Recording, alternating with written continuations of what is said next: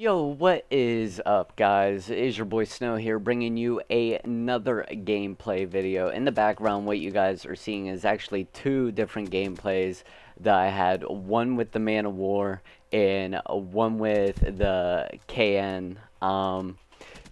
Basically, in this video, we're going to be talking about Call of Duty 2016 and what I want to see in the next Call of Duty. You can agree, you can disagree. Let me know down in the comment section. But anyways, we're gonna start off with talking about the next Call of Duty has to have tons and tons of content, like we have on Black Ops 3 and like we had in Black Ops 2.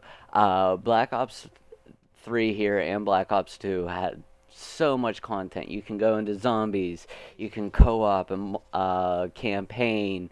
You got what is it, the Nightmares mode. You got Dead Ops Arcade, and then you got the multiplayer itself. So there's just so much stuff that you can do inside the game itself, which makes it grindable past the 6 month period. That's one thing that Call of Duty struggles is getting past that 6 month period. We're heading up onto that 6 month period right now, and views are declining on Call of Duty content. People are getting frustrated because of the supply drop system and everything like that. So that's one thing, they just need content, stuff to grind for. We'll go on with starting off with campaign. The campaign in Black Ops 3, honestly, probably one of the worst campaigns I've ever played. Just because it was kind of hard to follow. There was a lot of stuff going on. Uh, they went into like the cyber cores, and you didn't know whether you were playing like an actual war or whether you were simulating the war that was going on in the campaign. So it was kind of hard to follow. The campaign has to be easy to follow. I have really good confidence in what Infinity Ward is going to bring because all their campaigns have been very easy to follow. And one thing that this past Call of Duty missed is characters that we get attached to. In all the other Call of Duties, there were like characters that you got attached to inside campaign. And, this past one, there really wasn't a character that you really like got attached to, just because you weren't sure whether your character was the enemy or the good guy. So that's one thing. And then co-op, they have to bring co-op campaign back. They're specifically working on next gen consoles, so I have a feeling that co-op campaign might come back. But it just makes campaign more fun, being able to play with your friends and everything. Going on to the second thing, co-op mode. Now, in Call of Duty Ghosts, we had Extinction and we had Squads. That was the other two modes that you can grind out. Extinction was okay, it was different. It was their take on zombies. I didn't really like it that much. I mean, I played actually a decent amount of, uh, you know, the mode and everything. It's just I didn't really, like it that much. Squads, I played like 2 or 3 games and that was it. Like, I thought Squads was just a waste of space on the memory for Call of Duty Ghosts. So I did like in Modern Warfare 3 they had, it was missions, and you could do missions and stuff with your friends, and the DLCs added on missions. I think that was a good idea. Except it would be cool if they could bring like an open world aspect to it. Almost like I've been playing The Division, Tom Clancy's The Division lately. It has like an open world aspect. That would be cool if they brought that in to where like maybe they put 20 to 30 players on a server, and it's like an open world where you guys battle it out for control of a map or something like that, doing missions in between. I don't know. That would be cool. I believe the next gen consoles can handle that. Zombies is ideal, but I don't think they will do zombies just because that's kind of a Treyarch thing. Uh, as Sledgehammer kind of went way off the wall with zombies, exo zombies. I thought exo zombies kind of sucked. It was hard to train. Spawns were random. And there really was no mission other than killing zombies for the most part. So, and like I said, just please no squads. Like, whatever you do, just don't put freaking squads in the game. On to multiplayer. Multiplayer, I mean, it's kind of what everybody wants. Small to medium maps, maybe 2 large maps. You can get away with like 2 large maps. There's a couple large maps here in Black Ops 3. There was a couple large maps in Black Ops 2. There's been large maps in every single Call of Duty. So I think maybe 1 or 2 large maps you can get away with. Call of Duty Ghosts, they went way too far, and every single map was a large map. It was just because of the playstyle. I think it was a very slow-paced playstyle. The maps just, I thought were too big, especially Stonehaven. That map was freaking humongous, and you were getting sniped cross map all the time because it was so big. The small, medium maps, keep it a medium pace. That's what I'm asking for. If, I don't really mind exosuits in the fact of like Black Ops 3. It's not really an exosuit, it's more like a boost jump. I don't mind that whatsoever. Honestly, I think, they did a really good job at listening to the community whenever it came to Advanced Warfare, because Advanced Warfare was just way too hectic, and I don't think anybody wants to play that ever again. And no offense to people who still play Advanced Warfare, maybe you like it and everything, but me personally, I thought the playstyle was just way too fast, way too unpredictable.